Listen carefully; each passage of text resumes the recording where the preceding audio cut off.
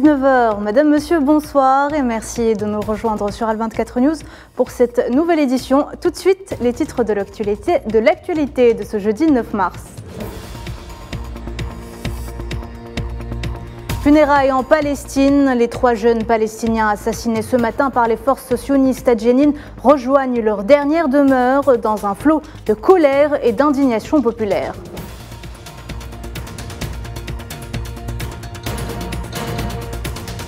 Depuis le Caire, la chef de la diplomatie libyenne persiste et signe.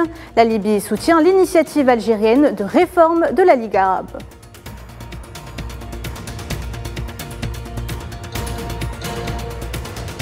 Conflit en Ukraine sur fond de représailles russes à une attaque ukrainienne qualifiée par Moscou de terroriste.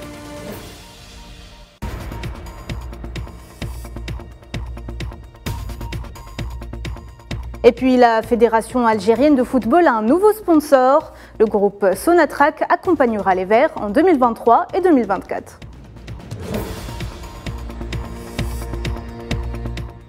Le secrétaire général du ministère des Affaires étrangères algérien Amar Blani a reçu ce jeudi l'ambassadeur de la République populaire de Chine en Algérie, Li Jian. À cette occasion, les deux parties se sont félicitées de la profonde amitié et de l'esprit de solidarité qui ont toujours marqué les relations historiques entre l'Algérie et la République populaire de Chine. Saluons la volonté commune des dirigeants des deux pays de hisser la coopération bilatérale à des niveaux plus élevés, à la hauteur des potentialités que recèlent les relations en termes d'intégration économique et de présence géopolitique et diplomatique sur les scènes régionales et internationales. Sans transition, plusieurs provinces et villes palestiniennes ont fait l'objet ces dernières heures d'assauts et d'agressions menées par les forces d'occupation, notamment en Cisjordanie occupée et à Jenin. Des campagnes qui se sont accentuées depuis le début d'année. 3 nouveaux martyrs assassinés par des balles sionistes sont à déplorer. Naïla Ait Hamouda. La barbarie sioniste a une nouvelle fois endeuillé des familles palestiniennes. À l'aube de ce jeudi, 3 jeunes Palestiniens ont été exécutés par les forces de l'occupation à l'entrée de la ville de Djabba, au sud de la ville de Jenin, dans le nord de la Cisjordanie occupée.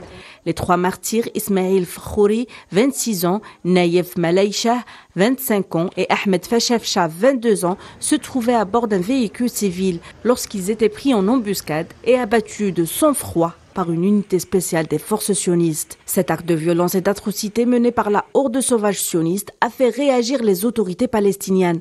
Dans un communiqué, la diplomatie palestinienne a tenu l'entité sioniste pour responsable de ces crimes. Le premier ministre Mohamed Chtiya a déclaré que l'incapacité de la communauté internationale à fournir une protection internationale au peuple palestinien encourage l'occupation à perpétrer des crimes.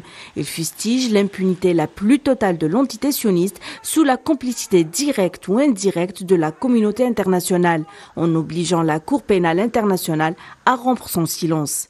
De son côté, le chef du Conseil national palestinien, Rawhi Fattouh, a qualifié ce massacre de crime de guerre. Et comme à l'accoutumée, ces agressions sionistes ont été suivies de campagnes d'arrestation dans différentes zones de la province de Cisjordanie. Au total, 8 Palestiniens ont été interpellés lors de ces descentes. Même les petits patelins n'ont pas été épargnés par la horde sioniste, à l'image du village de Djabba, qui a fait l'objet d'un assaut de forces d'occupation, où 3 personnes ont été à nouveau détenues et des maisons familiales ont fait état de fouilles et de pillages. Un constat quasi similaire à Al-Khalil, les forces d'occupation ont procédé à l'arrestation de 3 jeunes Palestiniens dans la province de Naplouse. 2 autres ont eu le même sort lors des raids de l'armée d'occupation. Pour sa part, le ministère palestinien de la Santé a annoncé ce matin qu'un enfant a succombé à ses blessures subies par des balles de l'occupation lors du massacre commis il y a 2 jours dans la ville de Jenin et son camp de réfugiés. Et je vous le disais en titre, le peuple palestinien s'est réuni pour participer aux funérailles des 3 jeunes Palestiniens assassinés ce matin. Un enfant de 14 ans a également succombé à ses blessures subies lors du raid mené par les forces de l'occupation sur les camps de réfugiés de Jenin mardi dernier. Une grève générale a été déclenchée hier en Cisjordanie occupée pour condamner les meurtres et les violences perpétrées à l'encontre du peuple palestinien.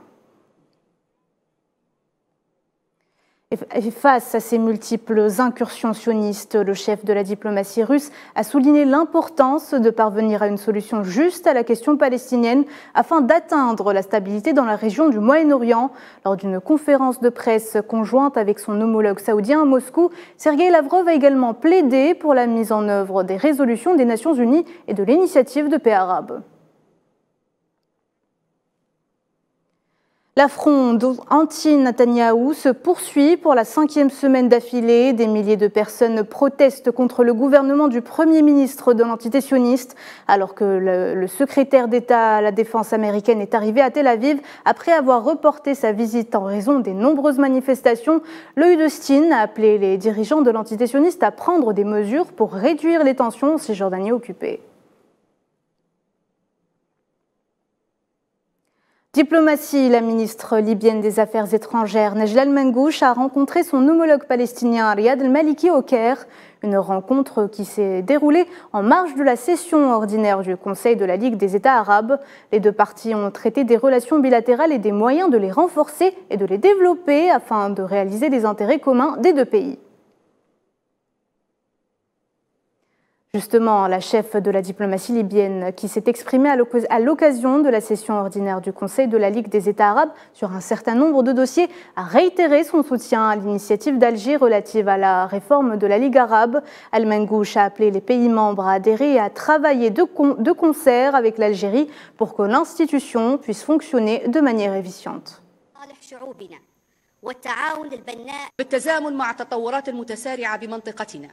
Parallèlement aux transformations qui s'accélèrent au niveau de notre région et en vue de hisser le niveau de réponse aux aspirations de nos peuples, je réitère le soutien de mon pays à l'initiative algérienne de réforme de la Ligue arabe et j'exhorte l'actuelle présidence tournante de l'Égypte à travailler ensemble avec nos frères en Algérie, ainsi que tous les pays membres conscients de l'importance d'insuffler une nouvelle dynamique à la structure du travail arabe commun. Il est en effet temps de relever les défis de l'organisation et de l'efficience et de promouvoir les statuts de la Ligue ainsi que sa charte, mais également respecter les droits de ses membres et définir leurs devoirs pour la création d'une politique arabe unifiée que la Ligue arabe est censée représenter le cadre institutionnel pour sa mise en œuvre.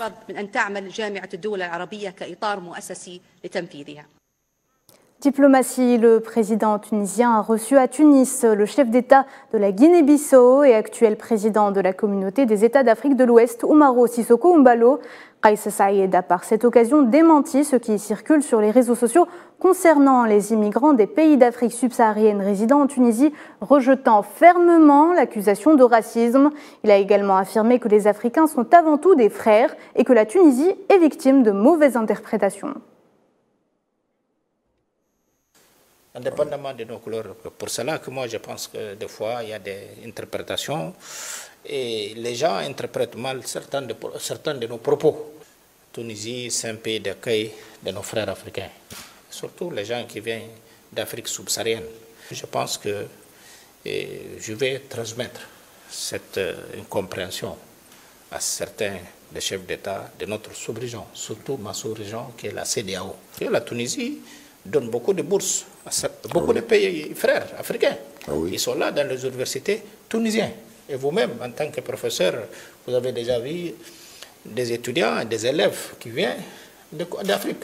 Il y a beaucoup de propos qui ont été tenus, des propos malveillants, parce qu'ils ont voulu interpréter le discours à leur guise pour nuire à la Tunisie. Aujourd'hui, sur les réseaux sociaux, un film qui circule sur l'intervention des agents de l'ordre sur des Africains. Ils ont passé le message comme si cette situation où ces images se passent en Tunisie. Non, mesdames et messieurs, non, ça ne peut pas se passer en Tunisie. Le chef d'État tunisien a par ailleurs annoncé ce jeudi l'examen à venir d'une loi sur la dissolution de tous les conseils communaux et leur remplacement par des délégations spéciales. Les mandats des 350 maires et conseillers municipaux actuellement en place doivent expirer fin avril. Kais Saïed a également annoncé un deuxième projet de loi concernant l'élection des membres de la future Assemblée des régions. Toujours en Afrique, plus de 40 personnes ont perdu la vie dans la nuit de mercredi à jeudi dans une nouvelle attaque dans l'est de la République démocratique du Congo. Selon des sources locales, le bilan toujours provisoire s'élève à 38 personnes tuées à Mukondi et 8 à Moussa, deux villages proches l'un de l'autre dans la province du Nord Kivu. Et au Gabon, au moins 2 personnes ont péri et 28 autres sont portées disparues dans le naufrage d'un mini-ferry en partance de Libreville pour rejoindre Port-Gentil. L'équipage a signalé une voie d'eau entre 3h et 4h du matin qui a entraîné une perte de contrôle du bateau. Les premières pirogues à moteur ont commencé à ramener les rescapés à l'embarcadère de Port-Molle, d'où est parti le bateau avec 151 passagers à son bord. Et le continent africain qui fait cap sur le développement via l'intégration économique panafricaine, l'occasion pour les entreprises algériennes de se lancer dans l'aventure des exportations conformément aux objectifs du pays d'atteindre un volume de 10 milliards de dollars dans ce segment en 2023. L'exportation en Afrique, une démarche qui se nourrit des retours d'expérience car la compétitivité y est féroce. Le mode d'emploi expliqué dans ce sujet signé Khaireddine Batache, commentaire de Souad Ben Batouche. Exporter des produits vers l'Afrique, une démarche de plus en plus adoptée par les entreprises algériennes désireuses de trouver de nouveaux débouchés commerciaux dans un continent qui lui tend les bras. Mais comme ça, cela paraît plutôt facile. L'aventure commerciale africaine est tout sauf une partie de plaisir car il s'agit d'un environnement économique plutôt méconnu pour les opérateurs algériens. Le marché africain a ses propres codes qu'il convient de vulgariser pour mieux les maîtriser. Les experts préconisent de recourir à la veille stratégique sur l'aspect juridique afin de s'imprégner des lois et législations en vigueur. Si l'Algérie vise à porter ses exportations hors hydrocarbures à 10 milliards de dollars, pour ce faire, le pays tente de dérouler le tapis rouge aux entreprises nationales à travers un certain nombre de mesures et de projets, notamment au volet logistique. Lancement de nouvelles routes, lignes maritimes et aériennes, mise en place de zones industrielles et logistiques frontalières ou encore salons et foires dédiés aux produits algériens dans différentes capitales africaines. Les petits plats sont mis dans les grands et l'objectif demeure le même, renforcer la compétitivité des produits locaux. Dernièrement, l'Algérie a annoncé que 2 agences bancaires ouvrent leurs portes en Mauritanie et au Sénégal pour apporter un soutien financier aux professionnels du commerce, un atout de plus dans la bataille des chiffres et des parts des marchés en Afrique. Sur la photographie des secteurs algériens qui s'en sortent le mieux en Afrique, actuellement les produits pharmaceutiques, les engrais, l'électroménager, le ciment ou encore les boissons ont une place de choix. Si les volumes restent encore à améliorer, la marge de progression des opérateurs est, elle, aussi importante, particulièrement dans l'agriculture et l'industrie. Dans l'attente de l'entrée en vigueur des dispositions de la zone de libre-échange continentale, ZLECAf, le commerce interafricain est lui aussi appelé à se décomplexer à travers une politique de préférence continentale face aux produits affichant un bon rapport qualité-prix. Dernièrement, le ministère algérien du Commerce a annoncé que les exportations relatives au secteur des boissons ont enregistré un volume de 20 millions de dollars entre 2020 et 2022. Réforme des retraites en France, le Sénat, dominé par la droite, a adopté hier soir, au terme d'une vive bataille de procédure avec la gauche, l'article phare du projet de réforme des retraites, portant de 62 à 64 ans l'âge légal de départ à la retraite dans le pays. Safwan Ben Sabri. 101 contre 115. Le Sénat a adopté l'article 7. C'est la mesure phare de la réforme des retraites initiée par Emmanuel Macron. L'article 7 qui prévoit notamment le passage de l'âge de la retraite de 62 à 64 ans vient d'être adopté par le Sénat avec 201 voix pour et 115 voix contre. La mesure, largement impopulaire au sein des Français selon tous les sondages d'opinion, est passée de force selon l'opposition. La majorité sénatoriale de droite a sorti les grands moyens pour adopter cet article dans une volonté d'accélérer les débats face à ce que le gouvernement qualifie d'obstruction de la gauche. Celle-ci a dénoncé un coup de force. De leur côté, les syndicats continuent à exercer une pression sur l'exécutif, notamment par des appels à la mobilisation nationale. Les représentants syndicaux demandent à être reçus par le président en urgence. Le gouvernement déclare de son côté qu'il est impossible en l'état d'organiser un dialogue entre mouvements syndicaux et l'Élysée, favorisant le retour au Sénat plutôt qu'à la négociation directe avec les chefs de file syndicaux. Ceux-ci ont dénoncé le mutisme du président français. C'est un problème démocratique, c'est un problème de respect du peuple de la part du président de la République. Il a dit à plusieurs reprises « j'ai changé, j'écoute ». Je pense qu'on fait assez de bruit. Alors même s'il a souvent été à l'étranger les jours de mobilisation, je pense qu'aujourd'hui il est en France. Voilà, il sait ce qui se passe dans le pays. Alors soit il écoute et il est le président de tous les Français, soit il a décidé d'en faire une affaire personnelle et là c'est grave. L'exécutif parie donc sur un essoufflement du mouvement social, tout en espérant mettre la droite de son côté au sein de l'hémicycle et éviter ainsi de passer par l'article 49.3, outrepassant l'Assemblée nationale. À la suite de l'action ukrainienne qualifiée de terroriste par le porte-parole du ministère de la Défense russe, Igor Konashenkov a déclaré que la Russie a massivement bombardé des cibles en Ukraine en représailles à cette attaque.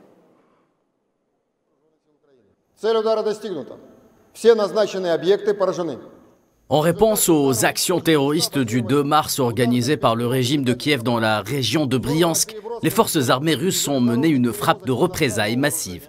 Des armes de haute précision à longue portée, l'air, la mer et la terre, y compris le système de missiles hypersoniques Kinzhal, ont atteint des éléments clés de l'infrastructure militaire ukrainienne, des usines militaires et de défense, ainsi que des installations énergétiques les approvisionnant. La centrale nucléaire de Zaporizhzhia, la plus grande d'Europe, a été coupée du réseau électrique après une frappe russe. L'opérateur nucléaire ukrainien Energoatom met en garde contre un risque d'accident. 18 générateurs diesel de secours ont été enclenchés pour assurer l'alimentation minimale de la centrale. Cette annonce intervient, je vous le rappelle, alors qu'une nouvelle vague de frappes a ciblé plusieurs villes et infrastructures d'Ukraine. Conflit en Ukraine toujours, le chef de la diplomatie russe qualifie ce jeudi de compliquer les négociations visant à prolonger l'accord qui avait permis de reprendre les exportations de céréales ukrainiennes et ce, durant l'opération militaire spéciale russe. Sergueï Lavrov a déclaré, je cite, que si l'accord est appliqué à moitié, alors la question de son extension devient plutôt compliquée, en assurant que les causes du pacte devant profiter à la Russie n'étaient pas du tout appliquées. Sport, le groupe Sonatrach a signé ce jeudi une convention de sponsoring avec la Fédération algérienne de football portant financement des équipes nationales de football au titre des années sportives 2023 et 2024. Cette convention a été signée par le PDG du groupe Toufiq Hakar et le président de la FAF Jahid Sfizef lors d'une cérémonie organisée ce jeudi au siège de la direction générale de Sonatrach. Pas de miracle pour le Paris Saint-Germain en Allemagne. Les coéquipiers de Lionel Messi quittent une nouvelle fois la compétition par la petite porte après leur défaite face au Bayern Munich en match retour des huitièmes de finale de la Ligue des champions européenne. Les Bavarois ont remporté la rencontre par le score de 2-0. Dans l'autre affiche, les Rossoneri du Milan AC ont validé leur ticket pour le prochain tour après avoir fait match nul 0 partout contre Tottenham à Londres. Direction les quarts de finale pour les coéquipiers de Smaïl Ben Nasser, un stade que le club n'a plus atteint depuis 2012.